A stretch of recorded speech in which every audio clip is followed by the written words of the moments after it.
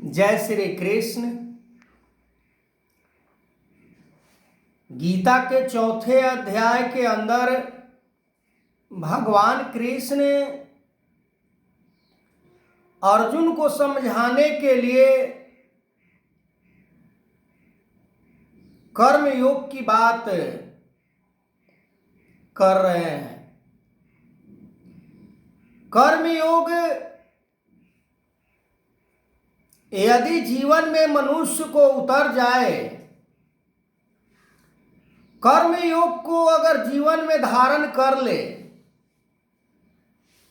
तो मनुष्य परमात्मा को प्राप्त करने में लेश मात्र भी देरी नहीं कर सकता है।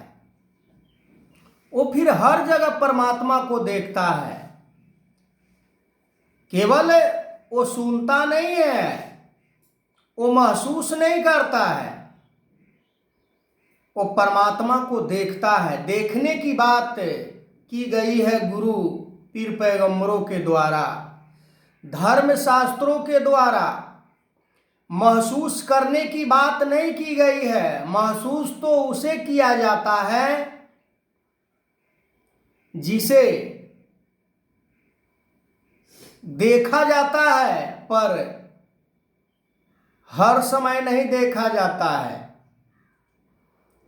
जैसे हवा कभी चलता है, कभी बंद हो जाता है।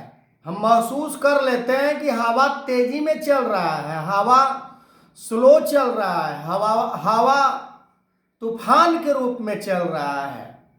पर परमात्मा ऐसा नहीं है कि कभी कम दिखता है और कभी ज्यादा दिखता है। परमात्मा दिन में दिखता है और रात में नहीं दिखता है, ऐसा नहीं है। निराकार परमात्मा को धर्म शास्त्रों के अंदर देखने की बात की गई है और प्राणी देखता भी है, पर कैसे? वो गुरु के माध्यम से। गुरु से जब ब्रह्म ज्ञान प्राप्त होता है तो कर्मयोग को धारण करना पड़ता है। कर्मयोग को धारण कैसे किया जाए, कर्मयोग में क्या क्या करना होता है, ये समझना बड़ा मुश्किल बात है। कर्मयोग में अपने लिए नहीं, दूसरों के लिए। कर्मयोग में अपने स्वार्थ नहीं, निस्वार्थ। कर्मयोग में दूसरे को पीड़ा नहीं, सुख। कर्मयोग में अपना कुछ नहीं, सब कुछ संसार के लिए। कर्मयोग को धारण करने में बहुत पीड़ा है, और यदि कोई धारण कर लेता है तो पीड़ा समाप्त हो जाता है। यदि साधारण सी भाषा में बात की जाए तो चांद पर यदि कोई गया होगा तो उसके लिए बहुत सारे क्रिया प्रक्रिया, एलर्जी, धन दौलत, अर्थ को बहुत खर्चा करना पड़ा होगा। पर वही काम को आज यदि किया जा रहा है चांद पर जाने के लिए, तो उतना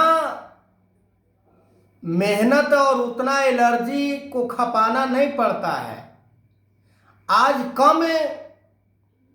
क्योंकि कोई भी अगर नए सिरे से कोई काम किया जाता है तो उसके अंदर खर्च ज्यादा होता है, पर उसी काम को जब कोई सीख जाता है, समझ जाता है, तो उस काम को करने में भी आसानी होता है और उसके अंदर इन्वेस्ट भी कम करना पड़ता है। ठीक उसी प्रकार कर्मयोग को यदि कोई धारण कर लेता है तो संसार में वो परमार्थिक बनकर जीवन जीता है। पर परमार्थ को धारण इतना आसान नहीं है कि हर कोई कर ले कि परमार्थ में मैं जीवन जी रहा हूं, गुरु के बताए हुए मार्ग पर मैं चल रहा हूं, केवल बात से बात को बनाई जा रही है। समर्पण की बात होती है कर्मयोग में, निस्वार्थ की बात होती है कर्मयोग में। मैंने अपने आंखों से ये सारे चीज को देखा है। बड़े बड़े ज्ञानी जो ज्ञान को दूसरों तक पहुंचाने का काम करते हैं, पर उनके मन के अंदर इतना लोभ लालच स्वार्थ समाया हुआ है, उनका ज्ञान, क्योंकि कहा जाता है कि कदली सीप भुजंग मुख स्वाति एक गुण तीन, जैसा संगत कीजिए वैसा ही गुण दीन। ज्ञानी होने का यदि ढोंग कर रहा है और वो चाह रहा है कि मैं ज्ञान के प्रसारण कर दूं, दूसरे लोगों को भी ज्ञान के बारे में मैं समझा दूं, दूसरों को भी ज्ञानी मैं बना दूं, और खुद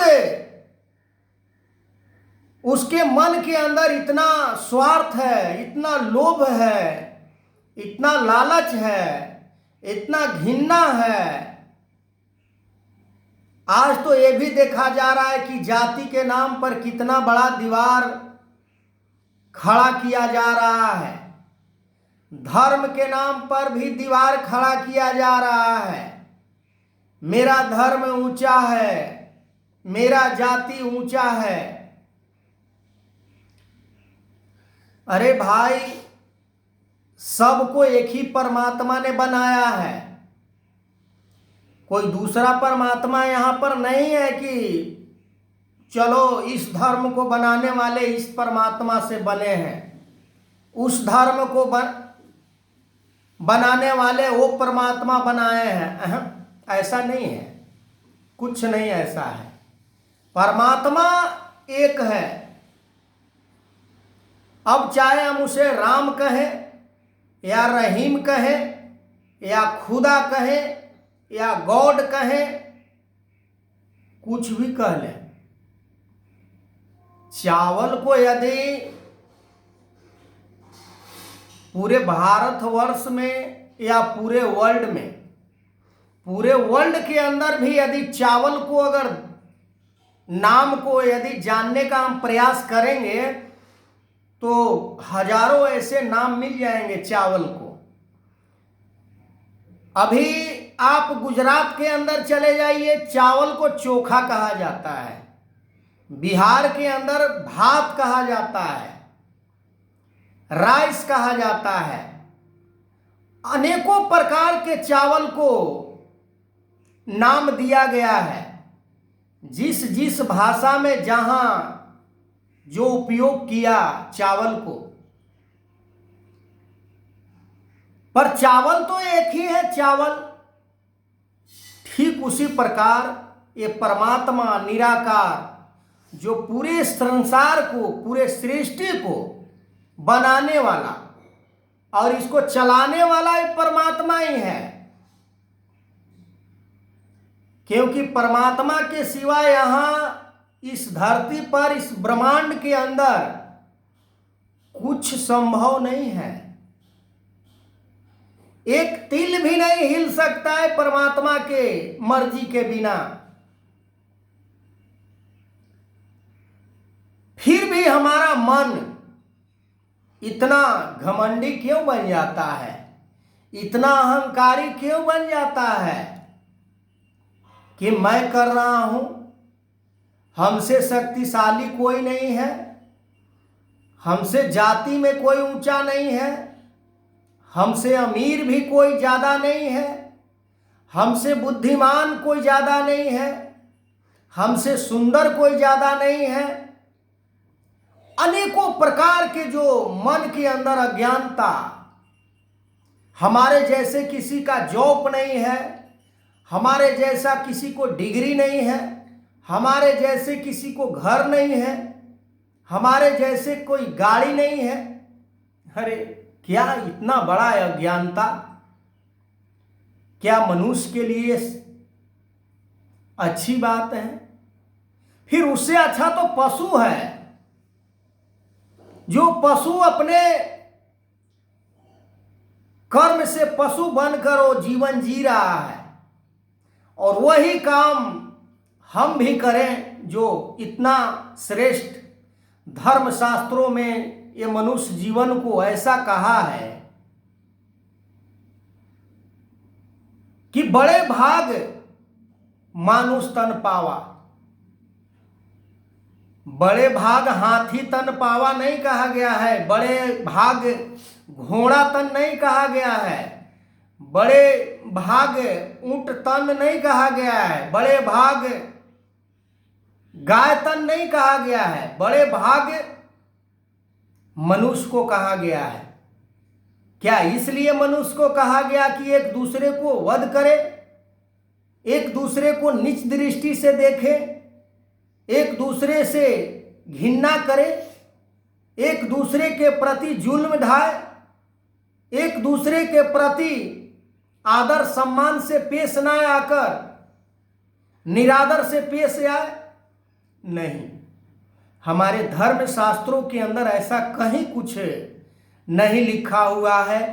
इंसान को आज समझने की जरूरत है कि इंसानियत क्या होती है, हैवानियत क्या होती है, मनुष्य को मनुष्यता को कैसे धारण किया जाए, मनुष्य इस संसार में आया है तो किस लिए आया है। आगे मैं इस वीडियो को कंटिन्यू करूंगा। तब तक के लिए जय श्री कृष्ण।